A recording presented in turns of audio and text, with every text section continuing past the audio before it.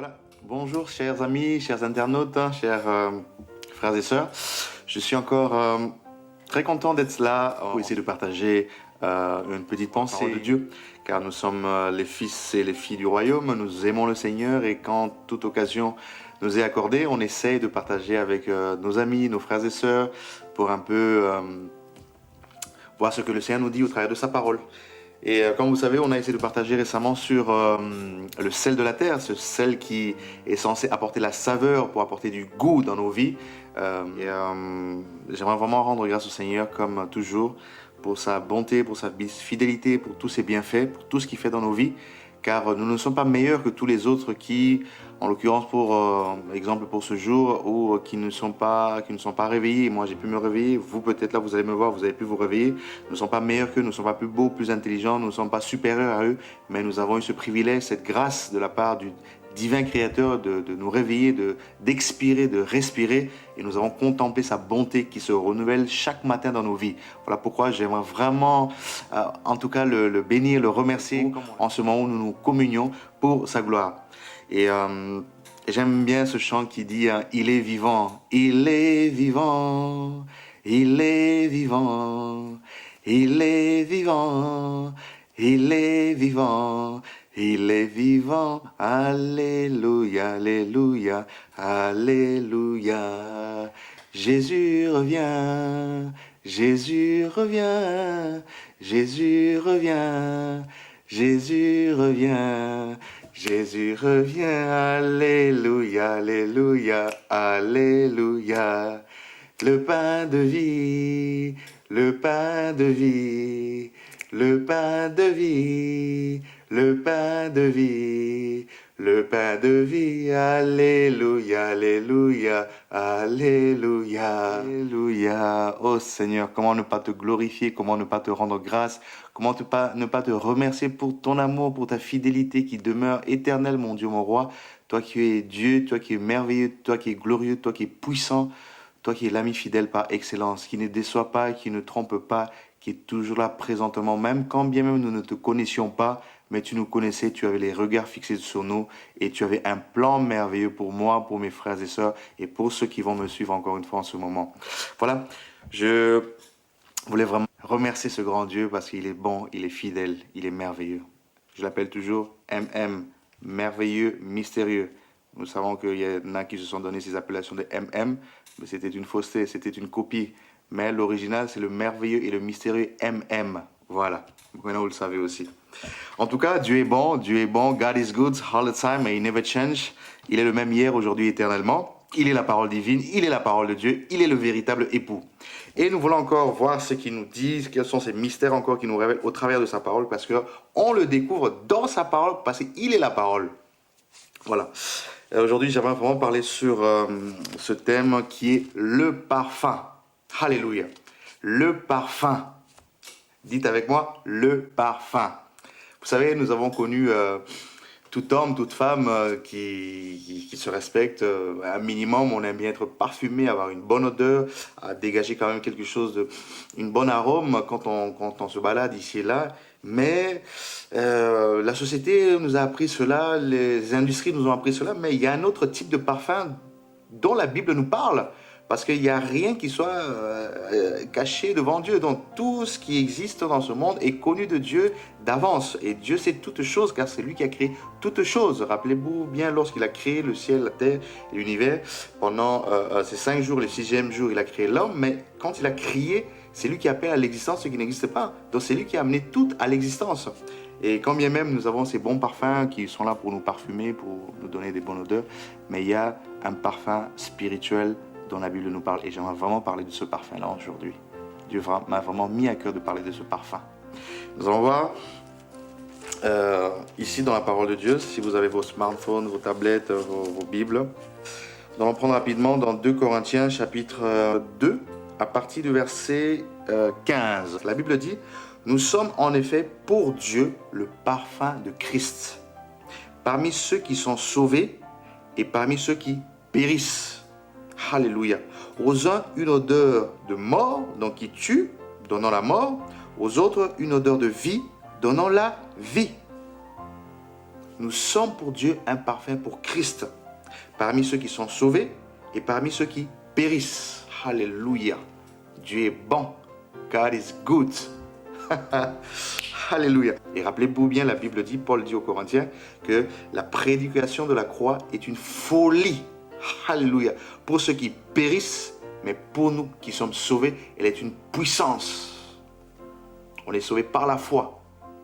Quiconque invoquera le nom du Seigneur sera sauvé. Et si tu crois dans ton cœur que le Seigneur Jésus-Christ est mort et il est ressuscité, automatiquement, si tu crois en cela, qu'il est mort, qu'il est ressuscité, tu es sauvé. Parce que tu as l'espérance de la vie éternelle. Car l'éternité se trouve en Christ. Car c'est le seul qui est mort, c'est le seul qui est ressuscité.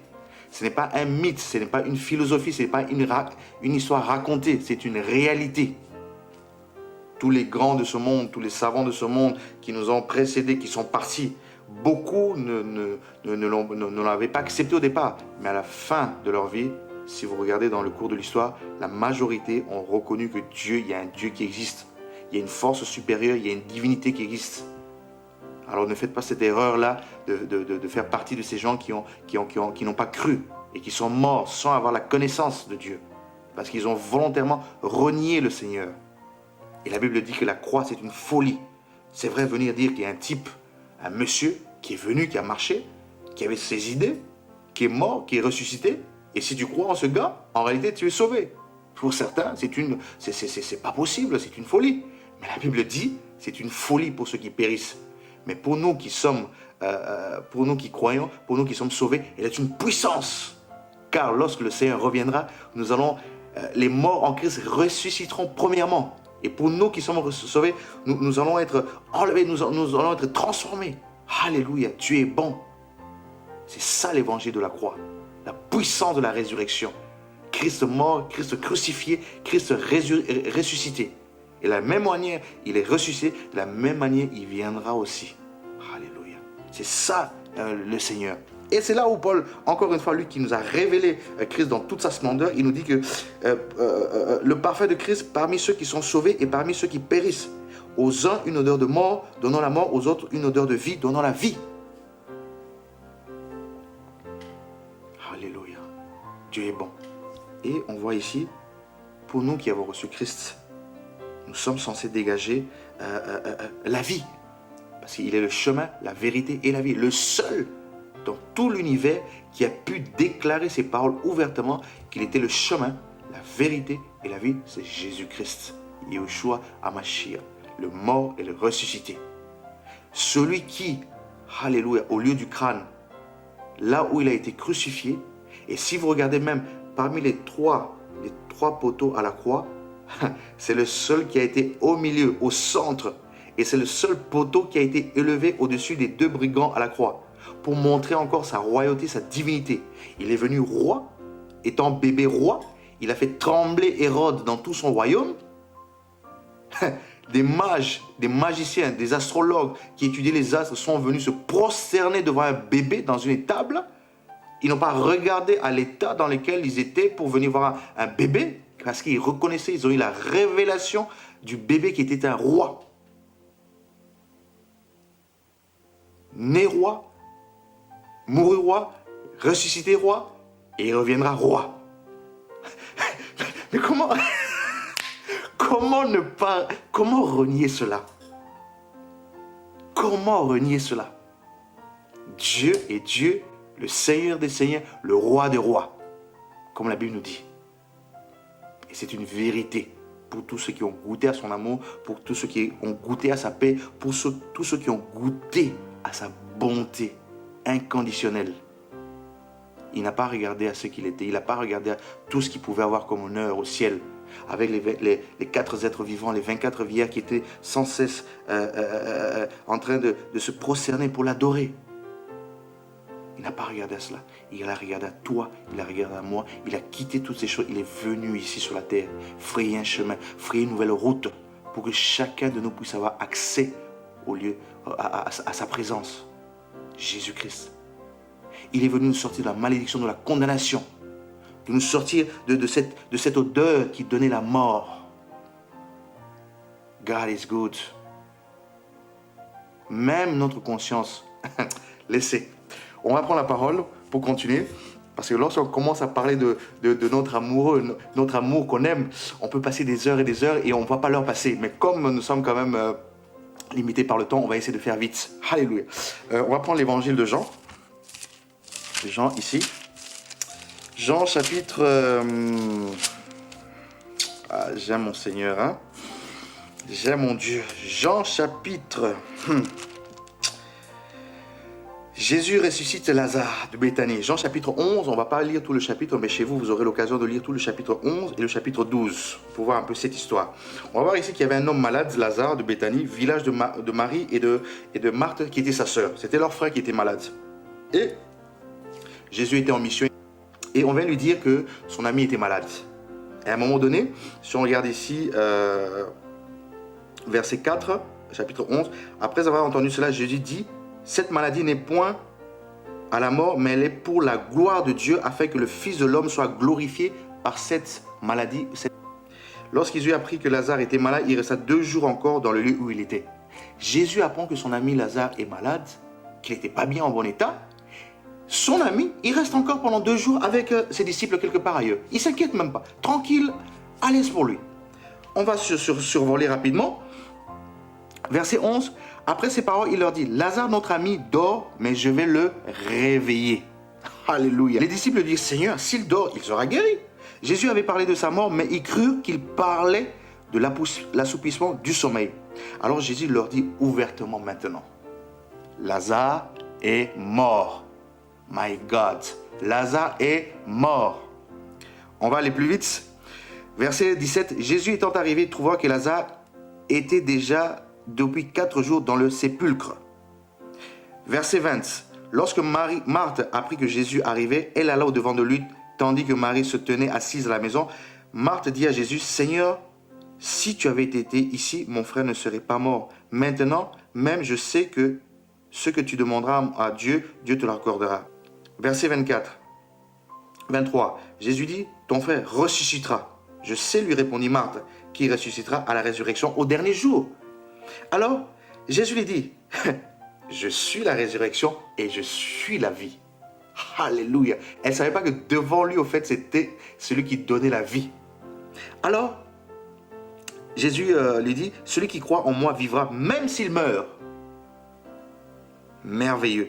Et quiconque vit et croit en moi ne mourra jamais. Crois-tu cela? Elle lui dit: oui Seigneur, je le crois.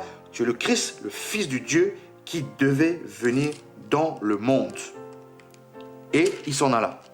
On va prendre le verset 32. Vous allez continuer chez vous. Lorsque Marie fut arrivée là où était Jésus, dont sa sœur cette fois-ci, la sœur de Marthe, et qu'elle le vit, elle tomba à ses pieds et lui dit: Seigneur, si tu avais été ici, mon frère ne serait pas mort. Jésus, la voyant pleurer, et les Juifs qui étaient venus avec elle, frémit en son esprit et fut tout ému.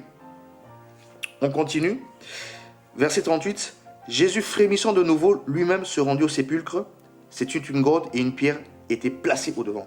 Jésus dit: ôtez la pierre. Marthe, la sœur du mort, lui dit: Seigneur, il sent déjà il y a 4 jours qu'il est là. Alléluia. La sœur lui dit, il lui dit quoi? Seigneur, il sent déjà, ça fait 4 jours qu'il est là. Jésus lui dit: ne t'ai-je pas dit que si tu crois, tu verras la gloire de Dieu? Alléluia. Ne t'ai-je pas dit? Est-ce que Dieu est un Dieu qui ment ou se repent après avoir parlé? Non. S'il dit quelque chose, cette chose s'accomplit. Et s'il ordonne, cette chose s'exécute parce qu'il appelle à l'existence ce qui n'existe pas. Alors, ils ôtèrent donc la pierre et Jésus, levant les yeux en haut, dit: Père, je te rends grâce de ce que tu m'as exaucé pour moi. Je savais que tu m'exauces toujours, mais j'ai parlé à cause de la foule qui m'entoure, afin qu'ils croient que c'est toi qui m'as envoyé. Après dire cela, il cria d'une voix forte: Lazare, sors. Il leur donne. Et la mort sortit, les pieds et les mains liés de bandes, le visage enveloppé d'un linge. Jésus leur dit: déliez-le, laissez-le partir. Mon Dieu, toute la ville sait que Lazare est mort. Il dit: je suis la résurrection, la vie. Si tu crois, tu verras la gloire de Dieu. Et Dieu dit que Cela a été fait volontairement pour que les gens voient la gloire de Dieu se manifester. Je veux revenir au point où la sœur dit, il sent déjà. Lazare sentait déjà mauvais. Parce qu'il mourut depuis 4 jours. Mais on va voir ici que Jésus-Christ, lorsqu'il vient, alléluia, le parfum de bonne odeur. Jésus vient ici, Lazare sent mauvais depuis 4 jours. La vie vient, la lumière vient, le parfum, parce que Christ a différentes typologies, il a différentes appellations, il a différentes... il est limité, no limits. Alléluia. Le parfum vient donner une arôme, une saveur là où il n'y en avait pas. Alléluia. Il arrive, il dit, Lazare sort et Lazare sort. Celui qui était mort devant tout le monde, pour tout le monde. On continue. Chapitre 12. 6 jours avant la Pâque, Jésus arriva à Béthanie, où était Lazare qu'il avait ressuscité des morts. Là, on lui fit un souper, Marthe servait et Lazare était de ceux qui se trouvaient à table avec lui. La sœur, ayant pris un livre de parfum de nard, pur d'un grand prix. Un livre de parfum, c'est une mesure à l'époque de ce parfum de nard qui était pur d'un grand prix. Oignit les pieds, donc elle a oint les pieds de Jésus et elle lui a essuyé les pieds avec ses cheveux. Et la maison fut remplie de l'odeur de parfum pur d'un grand prix, ce parfum de nard, par rapport à la mesure qu'elle avait prise. Un des disciples de Judas Iscariote, fils de Simon, celui qui devait le livrer, dit, « Pourquoi n'ont-on pas vendu ce parfum 300 deniers pour les donner aux pauvres ?» On voit celui qui aimait l'argent. Déjà, c'était des signes précurseurs qui montraient qu'il aimait trop l'argent. Il dit cela non qu'il se mettait en peine des pauvres, mais parce qu'il était voleur et que tenant la bourse, il prenait ce qu'on y mettait. Jésus dit, « Laissez-la garder ce parfum pour le jour de ma sépulture. » Alléluia. Vous avez toujours les pauvres avec vous, vous ne m'avez pas toujours. Regardez ce qui se passe ici. Marie qui, un peu avant, dans Luc 10, chapitre 10, à partir du verset 38 là-bas, Jésus qui est arrivé dans leur village, Marthe qui les reçoit dans sa propre maison, Marthe, la Bible nous apprend qu'elle était agitée pour vouloir servir, préparer, étant hospitalière pour donner la nourriture à Jésus. Et elle se tracassait, elle était agitée. Elle se tracassait pour beaucoup de choses. Alors que Marie, sa sœur, était au pied de Jésus-Christ. Et à un moment donné, dans Luc chapitre 10 là-bas, Marthe qui va dire, mais maître, Seigneur, Rabbi, tu vois que je suis en train de me tracasser pour te servir et ma sœur ne m'aide pas, dis-lui de venir m'aider. Tu te tracasses pour peu de choses, lui dira le maître. Marie, laisse-la là où elle est, elle a choisi la bonne part qui ne lui sera point ôtée. Donc on voit que Marie ici, le comportement qu'elle va avoir pour venir prendre ce parfum, pour oindre les pieds de Jésus, c'était une femme qui avait déjà la révélation de Christ. Qui il était, puisque déjà dans Luc chapitre 10 là-bas, elle était assise au pied du maître. Donc c'est une Marie, c'est l'image d'une personne, d'une chrétienne qui avait reçu l'enseignement, qui avait eu la révélation de Christ. Voilà pourquoi ça crée un impact, l'enseignement du maître directement qu'elle avait reçu. Voilà pourquoi ici, elle va venir prendre ce parfum avec cette mesure, ce parfum pur de grand prix, parce que Jésus est pur, Jésus est saint. Elle ne pouvait pas venir lui donner quelque chose d'impur, quelque chose de sale. Elle prend un parfum de grand prix, de bonne odeur, parce que Jésus n'a pas de prix. Jésus est unlimited. Elle avait cette révélation. Et quand tu as la révélation de l'époux, tu lui donnes le meilleur. Tu lui donnes ton cœur, tu lui donnes ta vie, tu lui donnes tout ce que tu as de meilleur. Et ce parfum ici, c'était un parfum de grand prix. Elle vient, elle lui déverse, elle oint ses pieds. Et elle essuie les pieds de Jésus avec ses cheveux. Vous savez, pour une femme, comme la Bible nous dit dans 1 Corinthiens chapitre 11, les cheveux, la chevelure de la femme est l'image de la gloire. Donc elle est venue déposer au pied de Jésus ce parfum de grand prix où elle a lavé le pied de Jésus, elle a oint les pieds de Jésus avec sa chevelure. Donc elle s'est humiliée, c'était un signe d'humilité devant Jésus-Christ où elle a déposé toute l'honneur, toute la gloire qu'elle avait au pied du maître. Bien-aimé, si tu n'as pas la révélation de Dieu, tu ne peux pas le faire. Mais on comprend que depuis la maison de Marthe, alors que Marthe, c'est un type de chrétien. Marie aussi, c'est un type de chrétien. On verra que Marie avait reçu la révélation. Voilà pourquoi elle était assise au pied du maître. Alors que Marthe était agitée. C'est un type de chrétiens qui sont là dans les assemblées, qui sont là dans leur vie chrétienne. Mais ils sont tout le temps agités, ils ne sont pas stables. Ils ne sont pas à l'écoute du maître. Pour écouter l'enseignement que le maître leur donne dans l'esprit, dans la méditation, dans la prière. Toujours agité. Il ne peut pas recevoir. Et voilà pourquoi c'est Marie qui a reçu, qui est venue donner ce parfum. Oindre Jésus, ses pieds, et déposer toute la gloire par sa chevelure. Vous allez le lire dans 1 Corinthiens 11 là-bas. Et on va voir ici que Judas, le voleur, il avait ses pensées d'aller vouloir vendre ce parfum. Mais Marie a eu la révélation de la mort et de la résurrection du Christ. Parce que dans le verset 7, Jésus lui dit « Laissez-la garder le parfum pour le jour de ma sépulture. » Alléluia. Quand tu es connecté, quand tu reçois l'enseignement de Christ, tu as la révélation. Tu sais que Christ est parti et Christ reviendra et tu te prépares. Et Marie avait reçu cela. Donc ici on reste sur le parfum d'un grand prix. Parfum pur. Et si vous retournez encore ici dans Cantique des Cantiques, vous allez voir ce qu'on nous dit ici. Cantique des Cantiques,